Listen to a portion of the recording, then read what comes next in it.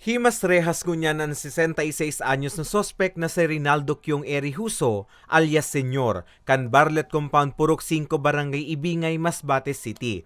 Matapos na arestaron sa ginibong mandamiento de Requisa kan pinagsarong puwersa kan Masbate City Police Station, 502nd Maneuver Company, Regional Mobile Force Battalion asin Philippine Drug Enforcement Agency Bicol alas 2:50 nin hapon kasuodma Hulyo 6.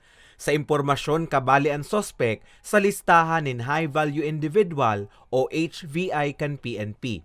Kasabay sa mga nako ang ebidensya, iyon onsing heat-sealed transparent plastic sachet laman na may pigtutubod ang shabu na may gabat na 15 gramo asin pigkakarkulong abuton sa kantidad 102,000 pesos asin iba pang drug paraphernalia. Amin sir, panawagan sa mga kababayan namin lalo dito sa Masbate, probinsya ng Masbate, din of course Masbate City, na kung meron silang namomonitor po sir sa kanilang mga lugar, hindi sir mag-atubili na ipaabot dito sa atin sa mga otoridad lalo na sa PNP kasi tinaigting po natin ang kampanya natin dito. Kasama natin sir ang Philippine Drug Enforcement Agency o PDEA kung saan ginagawa natin dito sir yung joint operation natin.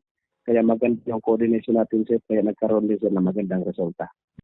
Sa presente, nasa kustodiya na kan Masbate City Police Station ang sospek asin ang mga nakumpiskar na ebidensya para sa magkakanigong investigasyon. Mientras tanto, arestado man kan pinagsararong puwersa kan Regional Drug Enforcement Unit 5 San Fernando Municipal Police Station asin ang Philippine Drug Enforcement Agency Bicol ang tuluman na tulak nin droga sa Barangay Beberon, San Fernando, Camarines Sur alas 8:05 nin aga kasuudma.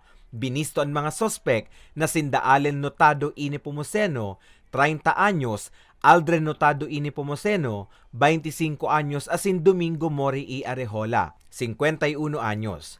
Nakadulag naman ang mga pag-iriba kan sospek na si Edward Marco E. Coros.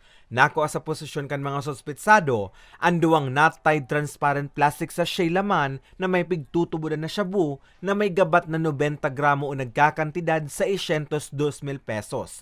Kasong pagbalgar sa Republic Act 9165 o Comprehensive Dangerous Drugs Act of 2002 ang kakaatubangon na asunto kan mga naarestong individual. Para sa mga baretang tatak Bicol, Carmelo Balia.